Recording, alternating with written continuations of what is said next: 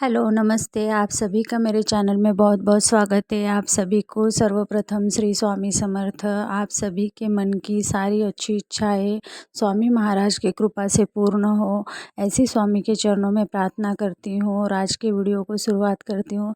सबसे पहले आप सबसे मैं क्षमा मांगती हूँ कि मेरी तबीयत ठीक नहीं होने की वजह से इतने दिनों से वीडियो नहीं आ रहे थे, लेकिन अब रेगुलर वीडियो आएंगे।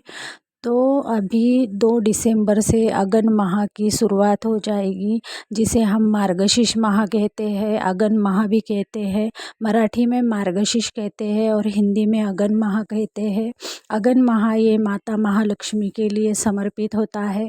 अगन माह में श्री दत्त भगवान की जयंती भी आती है, तो दत्त भगवान की जयंती के निमित्त में हम गुरु चरित्र का पारायण करते हैं। और चंपा षष्ठी भी आती है, तो चंपा षष्ठी के निमित्त में हम जो हमारे कुल दैवत है भगवान शंकर जी, जो मल्हारी सप्तशती कहते हैं, महाराष्ट्र के कुल दैवत है, तो मल्हारी सप्तशती का भी पाठ हम इस माह में करते हैं। तो ये माह अत्यंत ही शुभ और अत्यंत लाभदायी फल देने वाला माह है। इस माह में करने वाली सेवाएं और उपायों से माता महालक्ष्मी प्रसन्न होती है। दत्त जयंती में गुरु चरित्र का पारायण करने से दत्त गुरु भगवान की कृपा प्राप्त होती है। चंपा षष्ठी के निमित्त मल्हारी सप्तशती का पाठ करने से मल्हारी भगवान की कृपा, हमारे कुल दैवत की कृपा हमें प्राप्त होती है। तो हमें ज़रूर इन सारे उपायों को करना चाहिए। अगन माह में 4 गुरुवार पड़ रहे हैं। अगन माह 2 दिसंबर से चालू हो रहा है। पहला गुरुवार 5 दिसंबर को है, दूसरा गुरुवार 12 दिसंबर को, तीसरा 19 दिसंबर को और चौथा गुरुवार 26 दिसंबर को है। लेकिन 26 दिसंबर के दिन सफला एकादशी है। सफला एकादशी होने के कारण 26 दिसंबर को हम अगन माह के गुरुवार का जो उद्योपन है, जो पूजा है, वो एकादशी के दिन उद्योपन नहीं कर सकते। जो भी महिलाएं गुरुवार का यह अगन माह का व्रत करने वाली हैं, तो जो 26 दिसंबर को अगन माह का व्रत का उद्योपन है, वो 26 दिसंबर को न करके आने वाले गुरुवार को जनवरी महीने में भी कर सकती है। और अगर कोई महिलाएं 11 गुरुवार का व्रत कर रही है, जैसे कि गजानन बाबा का हो या स्वामी समर्थ का हो या साईं बाबा का हो, तो 11 गुरुवार के व्रत में वह अगन माह के गुरुवार का व्रत नहीं कर सकती। एक ही व्रत का उपवास हम कर सकते हैं। अगर हम माता महालक्ष्मी के गुरुवार करना चाहते हैं, तो आपको जो आप पहले से गुरुवार कर रही है उन गुरुवार को रोकना होगा और ये 4 गुरुवार का व्रत करना होगा। और अगर आप ये 4 गुरुवार का व्रत नहीं कर रही है, तो आप उन 11 गुरुवार को कंटिन्यू कर सकती है। अगर आप 11 गुरुवार का व्रत कर रही है और फिर भी आपको माता महालक्ष्मी की पूजा और सेवा मांडनी है, तो आप सेवा और पूजा मांड सकते हैं, लेकिन वह अगन माह के गुरुवार में गिनी नहीं जाएगी। अगन माह माता महालक्ष्मी के लिए समर्पित होता है और भगवान विष्णु की भी इस माह में सेवा की जाती है। जहाँ पर भगवान विष्णु की सेवा की जाती है, वहाँ पर माता महालक्ष्मी तो अपने आप ही चले आती है। तो इस माह में माता महालक्ष्मी ने स्वयं बताया है कि जो भी भक्त मेरी इस माह में मनोकामना से पूजा करेगा, मेरे 4 गुरुवार का व्रत करेगा, व्रत वैकल्य कर कर मेरा उद्योपन करेगा, तो उसके घर में कभी भी धन धान्य की, सुख समृद्धि की, पैसों की कमी नहीं होगी। ये खुद स्वयं माता महालक्ष्मी ने कहा है। तो अगन माह में गुरुवार की जो सेवा है, गुरुवार का जो व्रत है, वो कैसे करें मैं अब वो बताऊंगी आपको। तो गुरुवार का व्रत जब हम धारण करते हैं, तो गुरुवार के व्रत में नमक नहीं खाना चाहिए। हमें फलाहार कर कर ही गुरुवार का व्रत करना चाहिए। लेकिन अगर आपकी तबीयत ठीक नहीं रहती और अगर आप उपवास नहीं कर सकती, तो आप नमक खा सकती है। गुरुवार के व्रत की मांडनी हमें करनी है, तो हमें एक चौरंग ले लेना है, उसके ऊपर हमें लाल कलर का वस्त्र बिछाना है और और उसके ऊपर हमें एक कलश की स्थापना करनी है। हमारे घर में तो वैसे ऑलरेडी एक कलश रहता है जिसे हम रोज़ की पूजा में रखते हैं। उस कलश की स्थापना महालक्ष्मी व्रत के लिए नहीं करनी है, हमें नया कलश स्थापन करना है। उसके लिए नया नारियल लेकर आना है। कलश स्थापना करते समय नीचे हमें चावल की रास बनाकर उसके ऊपर कलश की स्थापना करनी है। कलश के अंदर हमें एक सुपारी, 1 रुपया, 1 फूल और कुछ अक्षत डालकर कलश की स्थापना करनी है। कलश के ऊपर हमें 5 फलों के या फूलों के झाड़ के पत्तों को रखना है।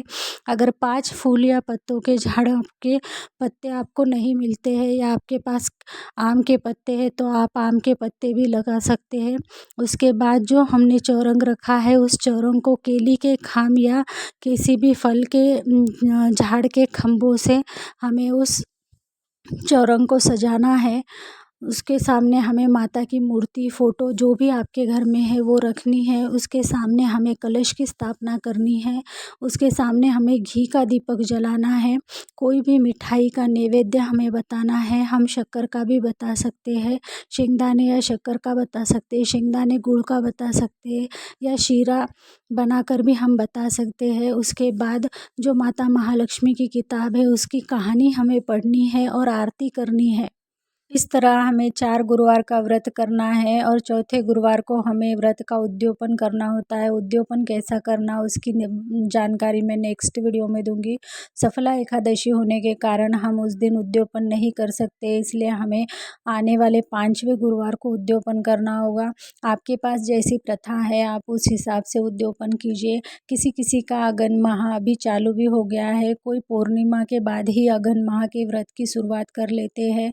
हमारे यहाँ पर अमावस्या तिथि के बाद जो पहला गुरुवार पड़ता है तब से अगन माह की शुरुआत होती है। अगन माह में हमारे यहाँ पे अन्नपूर्णा माता की भी पूजा की जाती है। 21 दिन, 11 दिन, 5 दिन, 3 दिन। अगर आपको अन्नपूर्णा माता की पूजा विधि के बारे में भी जानना है तो मुझे ज़रूर से कमेंट कीजिए।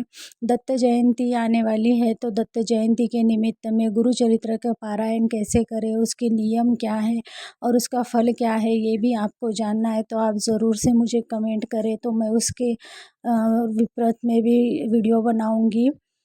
तो हमें 4 गुरुवार का व्रत करना है और 4 गुरुवार का व्रत करने के बाद हमें चौथे गुरुवार को उद्यापन करना है, लेकिन इस बार हमें 5वें गुरुवार को उद्यापन करना है। चौथे गुरुवार को एकादशी होने के कारण हम उद्यापन नहीं कर सकते।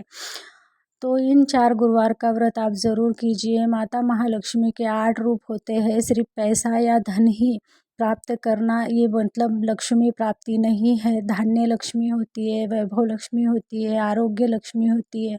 लक्ष्मी के 8 रूप होते हैं और 8 रूपों की कृपा हमारे घर में, हमारे परिवार पर सदा बनी रहे, इसलिए हमें अगन माह के ये गुरुवार के व्रत ज़रूर करने चाहिए। आपके अगर किसी कारण से पिछले साल व्रत छूट गए हैं तो आप इस साल इस व्रत की वापस से शुरुआत कर सकते हैं। अगर आप हमेशा हर साल यह व्रत करती है और इस साल आप किसी कारणवश व्रत नहीं रख सकती, आपके घर में शादी है या सूतक पड़ गया है या किसकी डिलीवरी हो गई है या आपका मासिक धर्म पड़ गया है, अगर आप इस साल व्रत नहीं कर सके तो कोई बात नहीं, आप अगले साल इस व्रत को वापस से कर सकती है। इस व्रत के कोई नियम या कोई ऐसा विधान नहीं है कि एक बार व्रत छूट जाए तो आप इसे वापस नहीं कर सकती। हर साल में मार्गशीर्ष महीने में पड़ने वाले गुरुवार को आप नए से शुरू कर वापस से गुरुवार का व्रत कर सकती है। इस गुरुवार के व्रत के दिन पहले दिन हमें संकल्प लेकर संकल्प युक्त व्रत करना होता है। कोई ये व्रत इस मार्गशीर्ष महीने से शुरुआत कर अगले साल के मार्गशीर्ष माह तक 1 साल का संकल्प लेकर इस व्रत को करते हैं। इस तरह से व्रत करने के भी अपने अनगिनत फ़ायदे होते हैं। इस व्रत को 1 साल तक करने के लिए भी हमें माता महालक्ष्मी की कृपा प्राप्त होती है। आप इस तरह भी व्रत कर सकते हैं। तो मेरी वीडियो में दी गई जानकारी अगर आपको अच्छी लगी हो तो मेरे वीडियो को लाइक कीजिए, ज़्यादा से ज़्यादा लोगों तक शेयर कीजिए। मिलती हूँ नेक्स्ट वीडियो में, तब तक के लिए सबको बाय। सबको श्री स्वामी समर्थ।